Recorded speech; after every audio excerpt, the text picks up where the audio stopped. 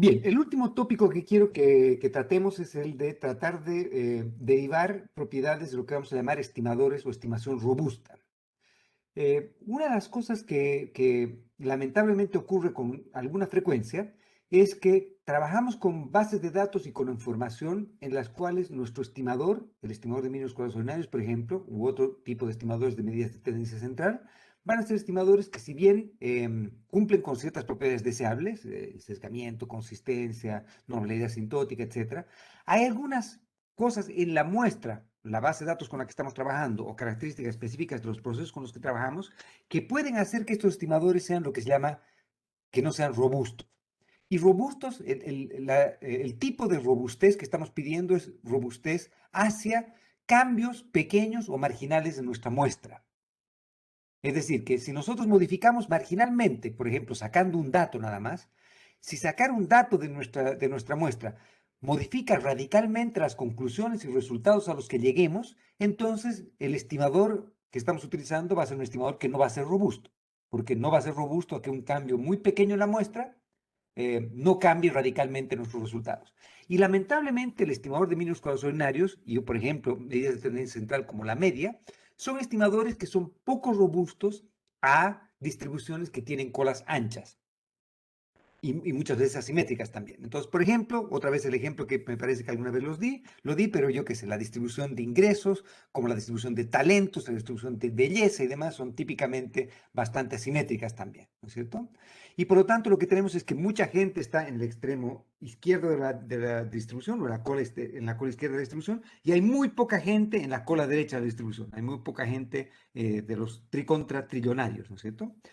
Si, por ejemplo, nosotros estuviésemos interesados en evaluar una medida de tendencia central de los ingresos de las personas y utilizando una muestra de individuos que siguen, que vienen de esta distribución, que tengamos una observación de la cola derecha de la distribución o no, va a afectar radicalmente nuestros resultados si es que, por ejemplo, tratamos de evaluar cuál es el promedio de ingresos, ¿no es cierto? Entonces, otra vez, si es que, por ejemplo, agarramos a los ex compañeros de curso de Bill Gates y tratamos de preguntar cuál es el ingreso promedio de los egresados de kindergarten en el curso de Bill Gates, que estaban en el curso de Bill Gates, y si Bill Gates nos responde la encuesta y nos responde fidedignamente, entonces probablemente el ingreso promedio de la gente de esa generación son unos cuantos cientos de millones de dólares, sino probablemente hasta miles de millones de dólares, ¿no es cierto?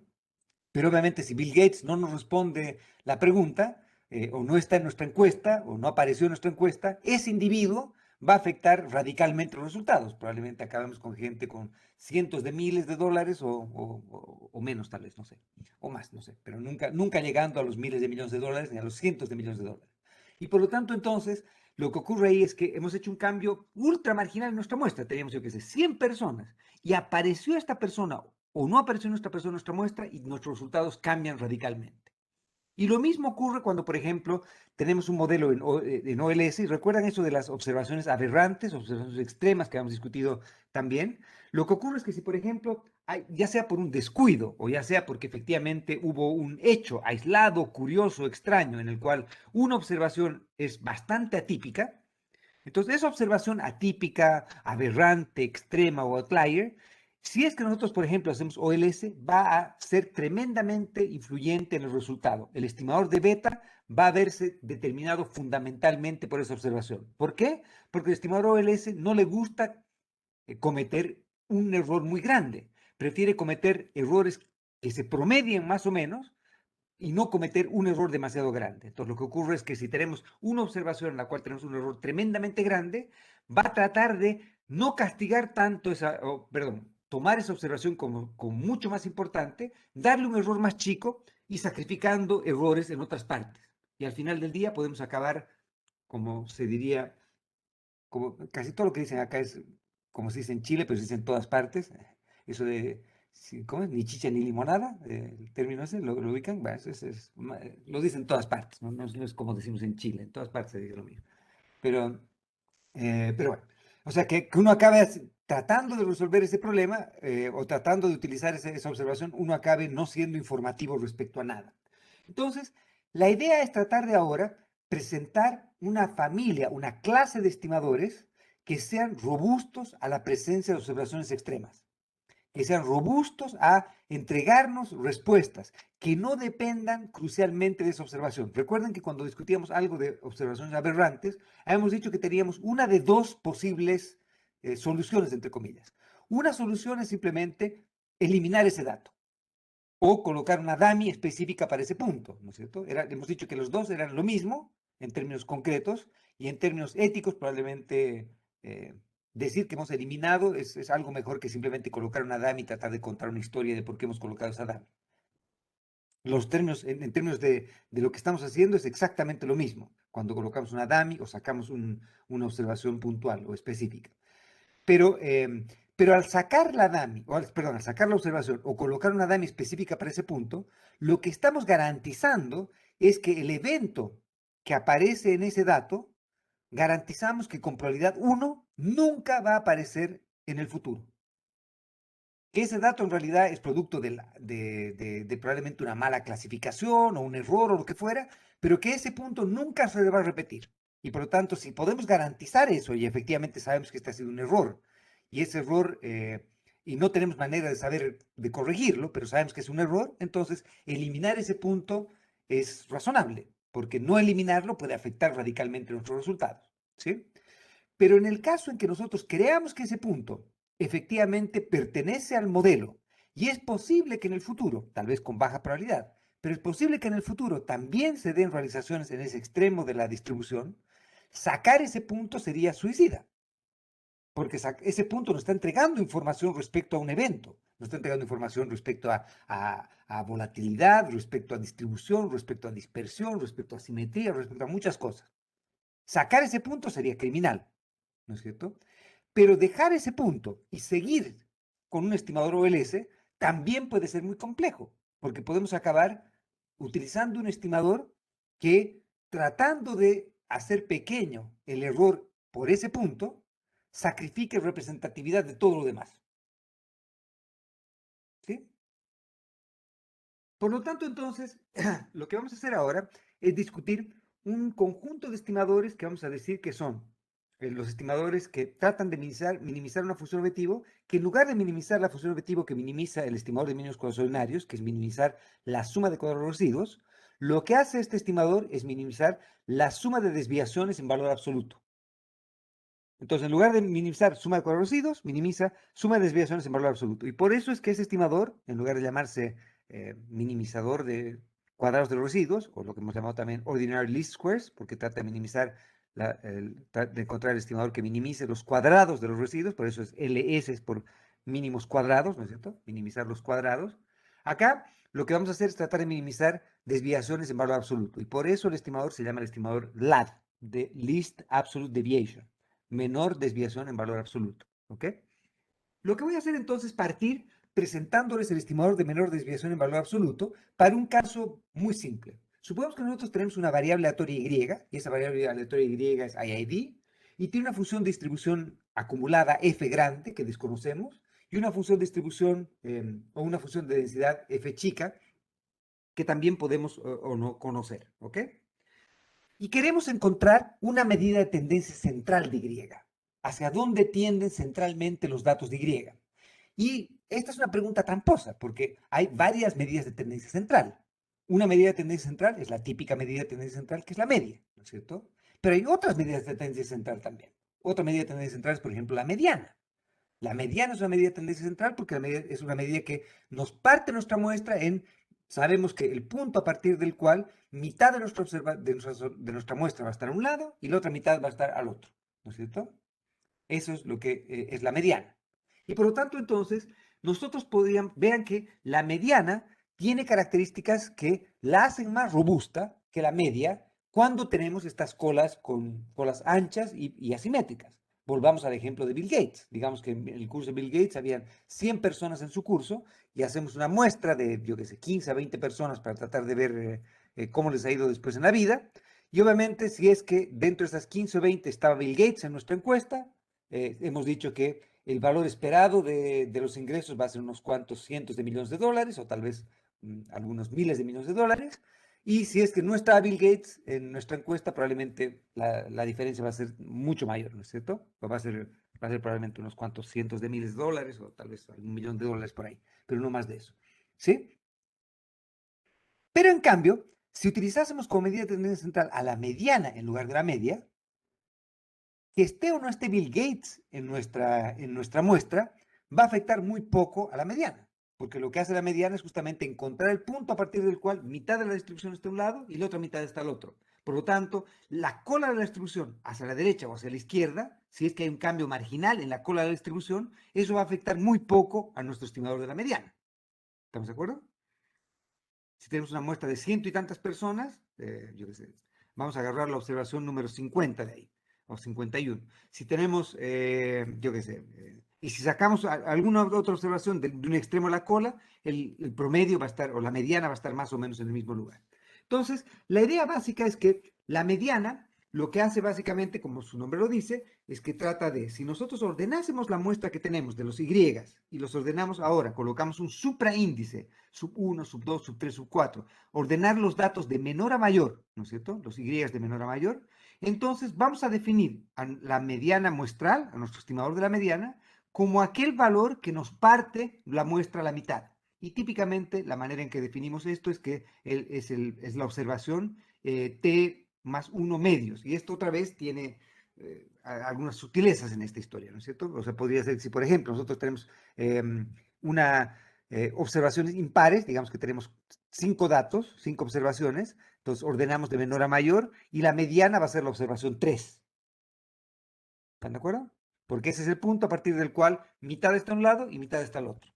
Pero si es que tuviésemos, por ejemplo, 6 datos, entonces escoger la observación, si tenemos 6 datos, escoger la observación 4 no me garantiza que mitad va a estar a un lado y la otra mitad va a estar al otro.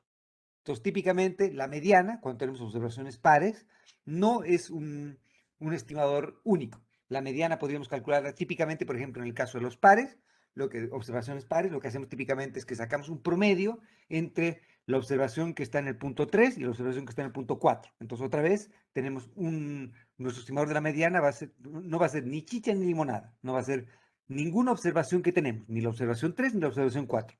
Va a ser un punto entre la 3 y la 4 que me garantiza que la mitad de los datos, es decir, 3 observaciones están a un lado y los otros 3 están al otro. ¿De acuerdo? ¿Sí? Entonces, exceptuando ese pequeño problema patológico en el que tenemos observaciones pares e impares y una regla respecto a cómo definimos, se puede demostrar que la mediana, el estimador de medida de tendencia central mediana, va a ser aquel estimador que minimice la distancia en valor absoluto entre Y y la medida de tendencia central. Si es que, por ejemplo, yo quiero minimizar la distancia cuadrática entre Y menos beta, entonces trato de minimizar la suma de cuadrados de diferencias entre Y y beta, ¿sí? El estimador de beta que va a minimizar esa expresión va a ser simplemente el promedio, si es que la expresión fuese cuadrática. Si la expresión no es cuadrática, entonces lo que tengo que hacer es encontrar el beta que haga que justamente, acá estoy entre comillas derivando esta expresión. Digo entre comillas derivando, ¿por qué? Porque sabemos, bienvenido Fernando, me parece. Derivando esta expresión, ¿sí? No podemos derivar esta expresión, ¿por qué? Porque sabemos que la función valor absoluto no es diferenciable.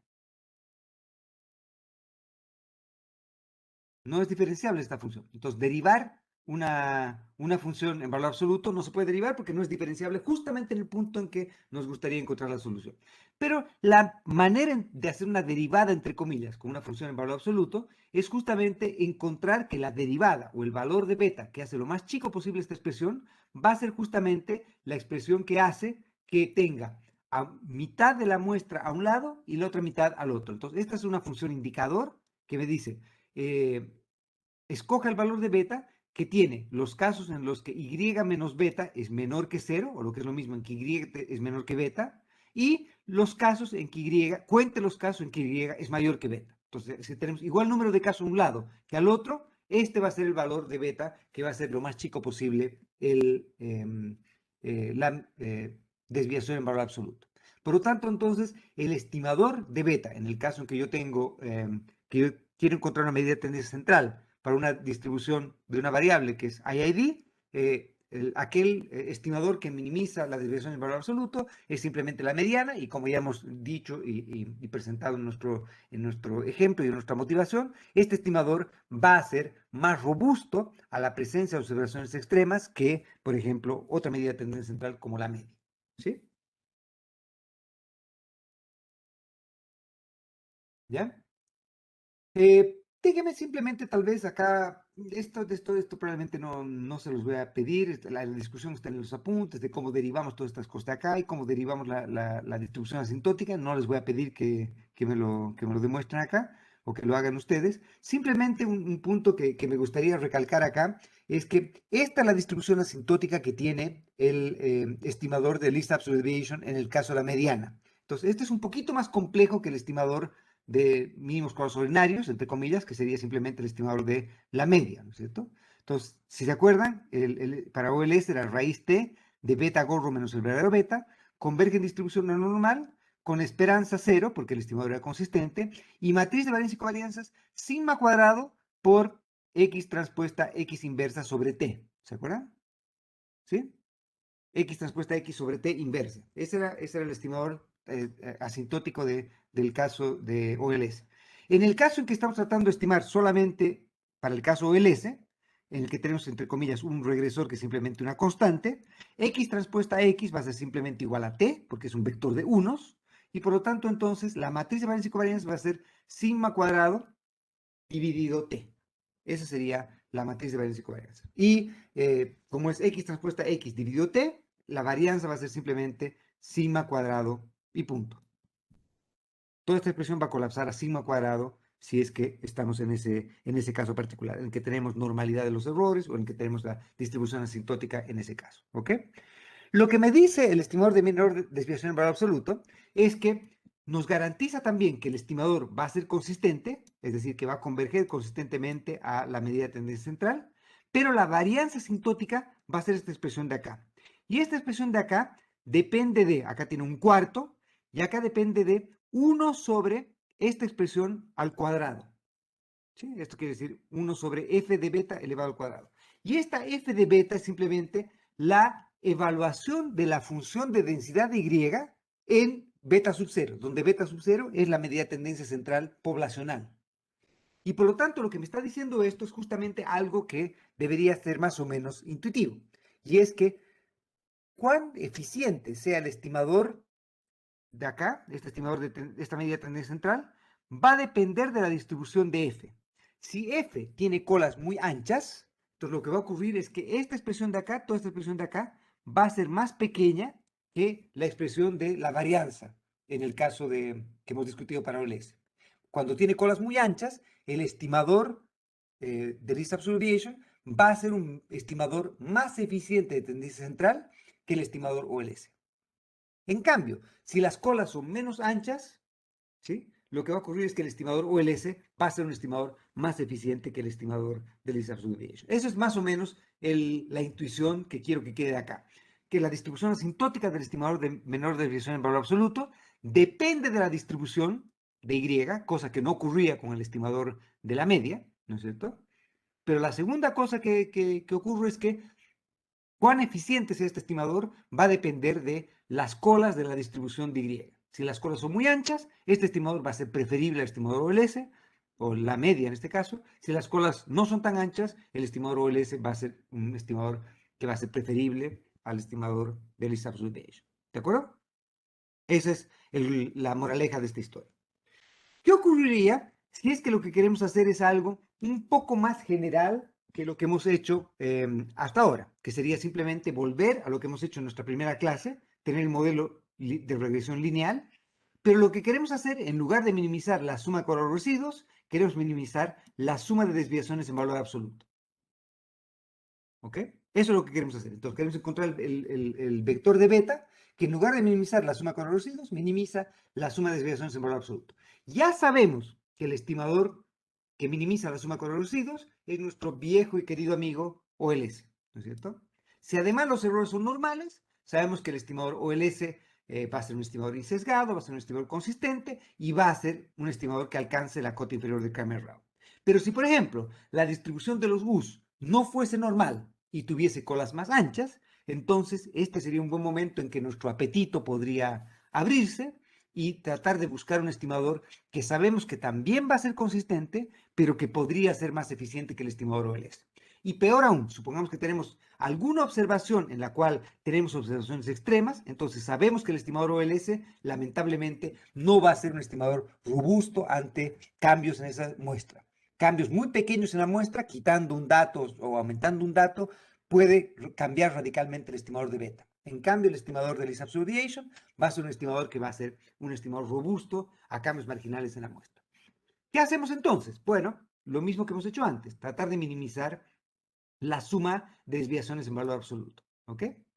Lo que voy a hacer ahora es hacer un pequeño truco para mostrarles cómo obtengo el estimador de least absolute deviation. Lamentablemente, a diferencia del caso en el que quiero obtener un estimador de la mediana, acá, donde puedo hacerlo esto casi analíticamente, entre comillas, obtener un estimador de least absolute deviation, en este caso en particular, no tiene solución analítica. No vamos a poder encontrar el estimador de beta que minimice estas desviaciones en valor absoluto utilizando lápiz y papel. No se va a poder hacer eso. Vamos a tener que utilizar métodos numéricos. Entonces, lo que voy a hacer ahora es mostrarles un algoritmo que podemos utilizar para obtener el estimador de least absolute deviation en este caso. ¿Ok? Bien. Veamos entonces cuál sería la gracia de esta historia. La gracia de esta historia es básicamente la siguiente. Supongan que yo quiero minimizar la desviación en valor absoluto. ¿Ok? Voy a presentarles una manera de representar la función valor absoluto, que es una manera con la cual vamos a poder manipular esta función objetivo para tratar de con eso encontrar un algoritmo con el cual hacer esta minimización. Y voy a definir la función valor absoluto simplemente como lo siguiente. Si yo quiero sacar el valor absoluto de algo, el valor absoluto de algo va a ser simplemente ese algo por la función signo de ese algo, donde la función signo es simplemente, va a valer esta función 1 si es que lo que está en paréntesis es positivo y va a valer menos 1 si lo que está en paréntesis es negativo. Entonces, por ejemplo, supongamos que y menos beta transpuesta x es, yo que sí, por decir algo, 4. Entonces, ¿cuál es el signo de 4? ¿Es positivo o negativo? 4 es positivo, por lo tanto, la función signo va a ser 1. Entonces, 4 por 1 es 4. Y por lo tanto, obviamente, 4 sería el valor absoluto de 4. ¿Estamos de acuerdo? ¿Qué ocurriría si es que lo que está en paréntesis es menos 4, por decir algo? Entonces, lo que está acá en paréntesis menos 4, la función signo de menos 4 va a ser menos 1, porque si la variable es negativa, la función signo es negativa. Entonces va a ser menos 1 por menos 4. Menos 1 por menos 4 es 4. Y por lo tanto, el valor absoluto de menos 4 es justamente 4. Entonces, como ven, yo puedo expresar la función valor absoluto de cualquier cosa simplemente como el producto de cualquier cosa por la función signo de cualquier cosa. ¿De acuerdo? Bien. Lo que voy a hacer ahora es el pequeño truco entonces, que va a ser el siguiente truco. La función signo de cualquier cosa, como la habíamos definido, 1 si es que era positivo y menos 1 si es que era negativo, yo lo puedo reescribir como lo siguiente. Es como agarrar ese algo y dividirlo entre el valor absoluto de ese algo. Entonces, 4 dividido el valor absoluto de 4 es 1. 4 dividido, menos 4 dividido el valor absoluto de menos 4, que es 4, menos 4 dividido 4 es menos 1. ¿Me siguen? Por lo tanto, entonces, la función signo, yo la puedo escribir como la función por el valor absoluto de la función.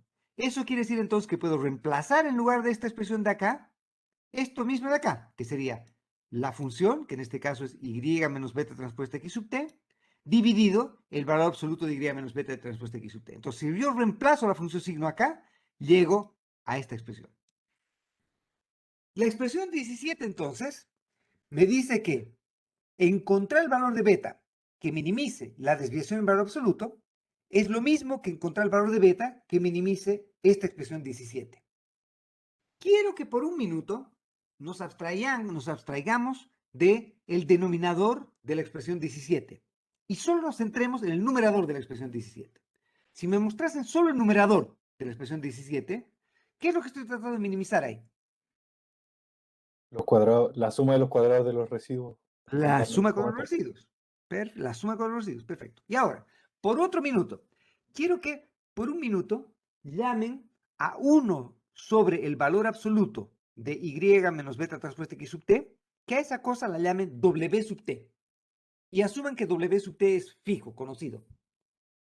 Entonces, si yo les presentase una función objetiva, una función s sub t, de la forma 17, que fuese w sub t por y sub t menos beta transpuesta x sub t, entonces ustedes me dirían, ese w sub t es más o menos algo parecido a un ponderador a cada observación de y.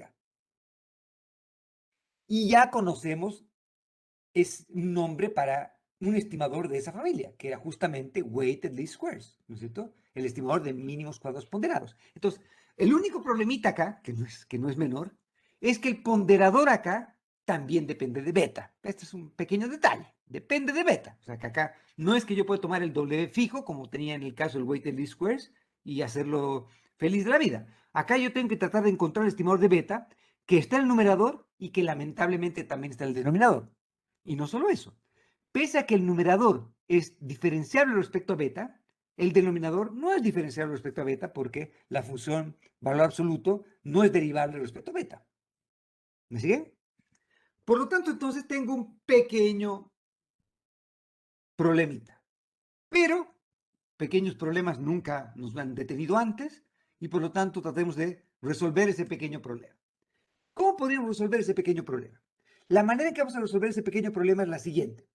Voy a definir un guess. ¿Se acuerdan? Todos los problemas en los que teníamos que tratar de resolver esto iterativamente era que partíamos con un guess de la solución, ¿no es cierto? Con un tincazo, con una, con un, con una condición inicial, lo que quieran. Entonces, supongamos que yo les doy un guess inicial de beta y les digo, utilicen ese guess inicial de beta para, no para el numerador síguenlo dejando en función de beta, pero coloquen el denominador donde aparece beta, coloquen su guess de beta. Una vez que yo he colocado el guess de beta en el denominador, quiere decir entonces que ese ponderador ha dejado de depender de beta, porque ahora yo ya le he dado un guess para beta. Y por lo tanto, esta función, si es que el denominador ya no dependiese de beta, ¿sí? Dependiese de otra cosa, ahora vamos a discutir cómo podríamos escoger un buen guess de beta, pero ya no dependiese de beta, sino de un guess que fuese función de beta, pero que para la optimización no dependiese de beta, entonces nuestra función objetivo podría expresarse de este modo. Y ahora sí sería una función objetivo de mínimos cuadrados ponderados, donde el ponderador es esta matriz D, que es una matriz diagonal, donde en la diagonal está el recíproco de cada uno de estos elementos evaluados en algún beta en particular. Entonces, ¿cuál sería la idea? La idea sería una idea bastante simple. La idea sería, partamos con un guess de beta, llamamos ese guess de beta, beta sub 1, ¿sí? Y con ese guess de beta, entonces esta matricita la llamamos D sub 1, donde D sub 1 es la matriz D evaluada en el beta sub 1. Y ahora minimizamos esta suma de cuadrados de los residuos que dependen de beta, porque esta parte del medio, este sándwichito del medio, ya no depende de beta, porque la hemos fijado con un valor de inicial para beta sub 1. ¿Me siguen? Y por lo tanto, como esto ya no depende de beta, es simplemente una matriz de constantes que llamamos beta sub 1, se puede demostrar, háganlo con calma en la casa, que derivando esta expresión respecto a beta, esta expresión ahora se ha vuelto cuadrática en beta, por lo tanto va a tener condición de primer orden que va a ser lineal en beta, encuentren la solución a ese problema y llamen a esa solución beta sub 2. Y esa solución va a ser esta de acá, donde hemos definido el W como esta expresión que está aquí. Entonces, otra vez, verifiquen en la casa que efectivamente esa es la solución que resulta de optimizar esta función objetivo cuando fijamos este D este beta en un valor específico. Y todos los demás betas serían nuestros argumentos de minimización. Entonces, con eso obtenemos un beta sub 2. ¿Qué hacemos con ese beta sub 2? Trivial, ese beta sub 2, evaluamos esta función D, lo evaluamos en beta sub 2, colocamos ahora un D sub 2 y encontramos un beta sub 3 que va a ser W por X inversa W transpuesta, donde W ahora depende de beta sub 2. Con eso tenemos beta sub 3, beta sub 4, beta sub 5, beta sub 6, beta sub 7, bla, bla, bla, ojalá hasta converger. Y por lo tanto, entonces, con eso llegamos a el estimador que llamamos el estimador de least absolute deviation. ¿Qué hacemos para evaluar convergencia? Lo mismo que hemos discutido antes, ¿no es cierto? Nos damos una stopping rule. Decimos hasta dónde estamos dispuestos a iterar, cuál es nuestro criterio de tolerancia, damos convergencia, tolerancia, distancia absoluta o relativa, euclidiana o subnorm o lo que fuera, y con eso iteramos hasta converger en principio. ¿Ok? Bien. ¿Qué guess de beta podríamos darnos? ¿Con qué guess de beta partir? Bueno, podría ser cualquier guess de beta, pero en teoría podríamos partir con un amigo que ha sido un amigo fiel de toda nuestra vida y que sabemos que bajo ciertas condiciones es consistente, asintóticamente normal, etcétera, etcétera. ¿Qué sería quién? Nuestro viejo amigo OLS.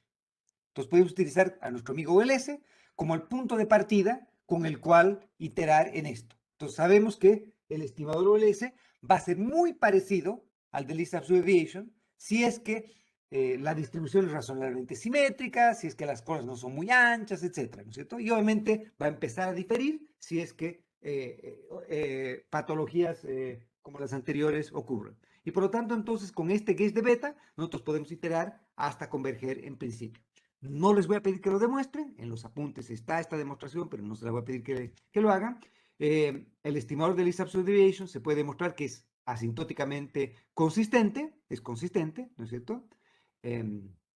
Que asintóticamente tiene distribución normal, con esperanza cero, y matriz de varianza y covarianzas, que depende también de un cuarto, la misma constante que teníamos antes acá, está metida aquí. Acá depende de M, donde M creo que la hemos llamado otra cosa, era la matriz que era la X transpuesta X sobre T. Quiero que me recuerden qué nombre le hemos puesto a esa matriz. No era la matriz M, porque la matriz M era la matriz de identidad menos P, ¿no es cierto? Creo que la hemos llamado S, que era la X transpuesta X sobre T, ¿no es cierto? La matriz de segundos momentos de X, ¿sí? Entonces voy a corregir esto en la punta, ¿ya? Sería la matriz S, que sería la X transpuesta X, a lo que converge X transpuesta X sobre T.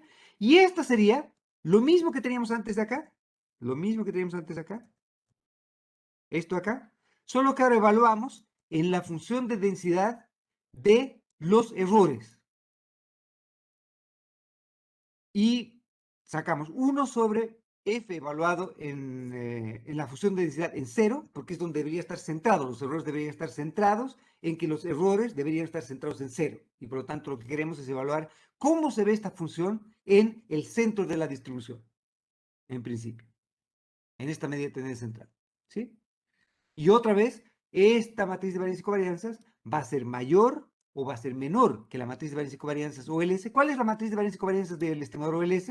Es, en lugar de toda esta expresión de acá, sería el sigma sub 0 cuadrado. ¿Sí? Y esta expresión se mantiene porque es el X transpuesta X sobre T elevado a la menos 1. ¿Sí? Por lo tanto, entonces, el estimador OLS va a ser más o menos eficiente que el estimador de least absolute deviation, dependiendo de esta expresión de acá. Y por lo tanto, si las colas son más anchas, el estimador de least absolute deviation va a ser más eficiente que el estimador de minúsculos ordinarios, siendo ambos consistentes. ¿Estamos de acuerdo? Por lo tanto, este estimador tiene esa gracia, la gracia de que es robusto a poder hacer este tipo de precisiones y además que nos permite que cambios marginales en la muestra no cambien radicalmente los resultados. Simplemente por cultura general, no es algo que vaya a pedirles en este curso, pero es algo que tal vez van a encontrarse en la literatura empírica cuando vayan haciendo cursos más avanzados u otros cursos en econometría o que tengan que ver con econometría. Hay un estimador que se llama, no sé si han escuchado hablar de las regresiones que se llaman las regresiones cuantílicas o las quantile regressions o las regresiones de cuantiles. No sé si escucharon hablar de ese término. Las regresiones de cuantiles lo que tratan de evaluar es el cuantil condicional. Por ejemplo, de cuáles son los determinantes de que una persona pertenezca al primer decil de la distribución de ingresos o al último decil de la distribución de ingresos o al tercer quintil de la distribución de ingresos. Para encontrar esa respuesta a esa pregunta, lo que queremos hacer es encontrar un modelo que nos caracterice los determinantes de estar en un cuantil particular. Entonces, un modelo algo más general que el least absolute deviation sería quantile regression, donde lo que queremos hacer, en lugar de caracterizar el percentil 50, que sería least absolute deviation, que es el percentil que nos parte la muestra en 50% a un lado y 50% al otro, Quantile Regression hace lo mismo, pero para el percentil alfa, yo qué sé. Entonces nosotros definimos el alfa y lo que trata de decirnos es cuál es el estimador que nos hace más probable que una persona pertenezca al decil 1 o, o a otro decil, por decir algo. ¿No es cierto? Los estimadores de Quantile Regression, entonces, obviamente no para esto, sino para los modelos en los que tenemos, por ejemplo, una estructura, decimos, yo qué sé, acá está el ingreso de las personas y acá está la educación, color de ojos de los papás, abuelitos, tíos, primos, lo que fuera, y queremos encontrar cuál es el estimador de beta que hace más probable que determinadas características conviertan a una persona o ubica a una persona dentro del percentil 10, yo qué sé, o del primer decil de ingresos. Entonces lo que haríamos es una función objetivo que no es esta, sino que es una función que trata de encontrar el vector de beta que nos lleve una décima parte de la población a un lado y 90% al otro, y encontrar un estimador de ese tipo. Entonces, Quantile Regression hace eso, básicamente. ¿Ok? Entonces, quería simplemente que entiendan la filosofía detrás de eso, y hemos derivado el estimador de cuantiles, pero para cuando lo que queremos hacer es evaluar el cuantil 50, o el percentil 50, que es el de el de Lisa Subdivision. ¿Ok?